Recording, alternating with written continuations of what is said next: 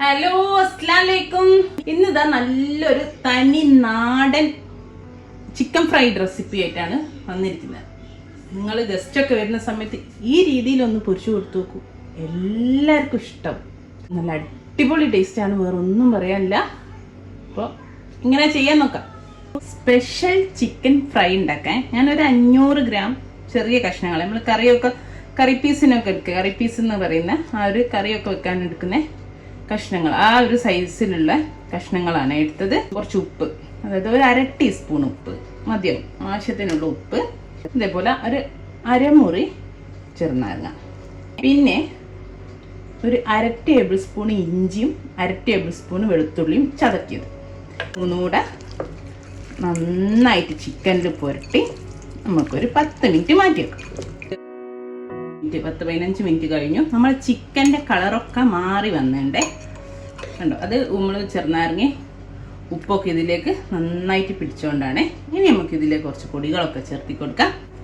ഒരു 1/2 ടീസ്പൂണ് മഞ്ഞൾപ്പൊടി, 1.5 table spoon മുളക് പൊടി, Kashmiri chilli powder, 1/2 table spoon കുരുമുളക് പൊടി, 1/2 ടേബിൾ സ്പൂണ് നമ്മളെ വലിയ ജീരകല്ലേ, പണൽ സീഡ്സ്, അതൊന്നൊന്ന് പൊട്ടിച്ചെടുത്താണ്, ഒന്നൊന്ന് പൊട്ടിച്ചിട്ടേ ഉള്ളൂ, ഒന്ന് ചതക്കിയെടുത്ത്.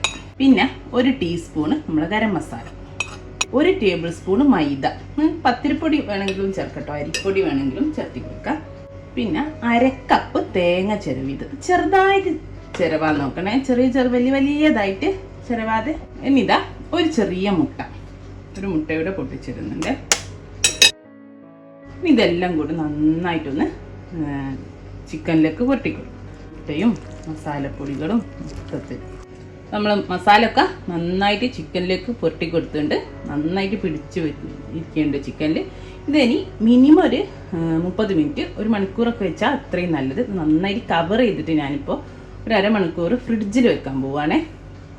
ഇപ്പോൾ 1 മണിക്കൂറൊക്കെ കഴിഞ്ഞു. ഞാൻ ചിക്കൻ ഫ്രിഡ്ജിൽ നിന്ന് പുറത്തെടുത്ത് വെച്ചിട്ടുണ്ട്. ഇതാ ഞാനൊരു ചെറിയ സോസ് പാനിലാണ്, അപ്പോൾ കൂടുതൽ എണ്ണൻ്റെ ആവശ്യം വരില്ല, നമുക്ക് ഡീപ് ഫ്രൈ ആണ് ചെയ്യുന്നത്.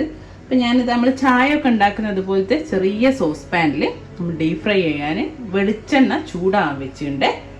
ഇപ്പം നന്നായിട്ട് വെളിച്ചെണ്ണ ചൂടാകട്ടെ കേട്ടോ. അപ്പോൾ ചിലപ്പോൾ 2 പ്രാവശ്യം ഇട്ട് പൊരിക്കേണ്ടി വരും, എന്നാലും പക്ഷെ വലിയ പാത്രം എടുത്താൽ കുറേ വെളിച്ചെണ്ണ വേസ്റ്റ് ആവൂലേ, അപ്പം അതില്ലാതിരിക്കാൻ വേണ്ടിയിട്ടാണ് 2 പ്രാവശ്യമൊക്കെ ഇട്ടാലും നമുക്ക് കുറച്ച് വെളിച്ചെണ്ണ മതിയല്ലോ, ഡീപ് ഫ്രൈ ചെയ്യുകയും ചെയ്യും.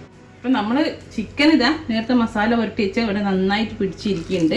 അപ്പം ഈ ചിക്കനൊക്കെ ഒന്നുകൂടി വെള്ളം ഇറങ്ങും, അതുകൊണ്ട് തന്നെ നമുക്ക് കൈ വെച്ചിട്ട് ഒന്നുകൂടെ വെളിച്ചെണ്ണയിൽ ഇടുന്നതിന് മുമ്പ് ഒന്നുകൂടെ കുഴച്ചിട്ട് ഈ മസാല ഒക്കെ ഒന്ന് ഈ ചിക്കൻ മേലേക്ക് ആക്കി കൊടുക്കാം. ഞാൻ നന്നായിട്ട് എല്ലാ ചിക്കൻ മേലേക്കും ഒന്നുകൂടെ നമ്മളെ മസാല ഒക്കെ ആക്കിയപ്പോൾ കണ്ടോ, നന്നായിട്ട് പരണ്ടിരിക്കുന്ന ചിക്കൻ്റെ മേലെ കണ്ടോ, ഇതുപോലെ ആക്കി കൊടുക്കണേ. കാരണം നമ്മൾ ഫ്രിഡ്ജിൽ വെക്കുന്ന സമയത്ത് ഒക്കെ നമ്മൾ ഈ ചിക്കനിൽ നിന്ന് വെള്ളം ഇറങ്ങും, ഈ മസാലയൊക്കെ. അപ്പോൾ ആദ്യം പുരട്ടി വെക്കാം, കുറേയൊക്കെ വിട്ട് കിടക്കും നമ്മൾ ഈ പാത്രത്തിൽ. അപ്പോൾ അതുകൊണ്ട് നമ്മൾ ഫ്രൈ ചെയ്യുന്നതിൻ്റെ തൊട്ട് മുമ്പ് ഒന്നുകൂടെ നന്നായിട്ട് മസാല പുരട്ടി കൊടുക്കണം. അപ്പം നമ്മൾ വെളിച്ചെണ്ണ ഒക്കെ നന്നായി ചൂടായിട്ടുണ്ട്. ഇനി ആ വെളിച്ചെണ്ണയിലേക്ക് ഇതാ ഞാൻ കഴുകി വെച്ച് കൈ ഉണങ്ങിയിട്ടുണ്ട് കേട്ടോ, കരിവേപ്പില ചേർത്ത് കൊടുക്കും. കരിവേപ്പില എന്താണെന്ന് വെച്ചാൽ ഈ എണ്ണയെ കിടന്നിട്ട് നല്ലൊരു ഫ്ലേവർ ഇറങ്ങും. ഇനി നമ്മൾ ചിക്കൻ ഇട്ട് കൊടുക്കുക. ചിക്കൻ ഇട്ട് കൊടുക്കുന്ന സമയത്ത് ഇത്തിരി വെളിച്ചെണ്ണ നല്ല ഹൈ ഫ്ലെയിമിൽ വെച്ചിട്ട് ഇട്ട് കൊടുക്കണേ. എന്നിട്ട് ചിക്കൻ ഇട്ട് നമുക്കൊന്നായതിനു ശേഷം പിന്നെ വേവാൻ വേണ്ടിയിട്ട് മീഡിയം ഫ്ലെയിമിൽ, എന്നിട്ട് പിന്നെ തിരിച്ച് കോരുന്ന സമയത്ത് നമുക്കൊന്ന് ഹൈ ഫ്ലെയിമിലേക്ക് ഇട്ടിട്ട് കോരാം. ഇപ്പം ഞാനിതാ ചിക്കൻ ഒരു പകുതി പോർഷൻ ചിക്കൻ ഇട്ടു. എന്നിട്ട് ഒന്നായതിനു ശേഷം ഒരു മിനിറ്റ് ആ ചൂടിൽ കിടന്നതിന് ശേഷം ഇതാ ഒരു മീഡിയം ഫ്ലെയിമിലേക്ക് മാറ്റി കൊടുത്തിട്ടുണ്ട്.